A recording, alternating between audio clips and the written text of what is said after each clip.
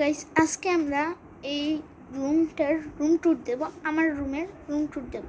চলো প্রথমে আমরা দেখে আসি আমার রুমের আমার ড্রেসড, আমার বই খাতা কীরকম অবস্থা, ফুল এলোমেলো। এই দেখো, এই আমার রুটিন অলরেডি এখান দিয়ে সেরা। এটা না আমি এসেছি সেটাকে না আমি সেফারা। এই যে এখানে সব ইসলামিক বই খাতা, তারপরে এইখানে বই সব, আর গ্রামার বই, এখানে খাতা।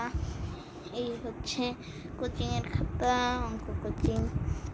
আর এই হচ্ছে আমি স্মার্ট বয়। আর এই হচ্ছে আমার ক্রেস্টগুলো, এইখানেও নাই, আরও আছে।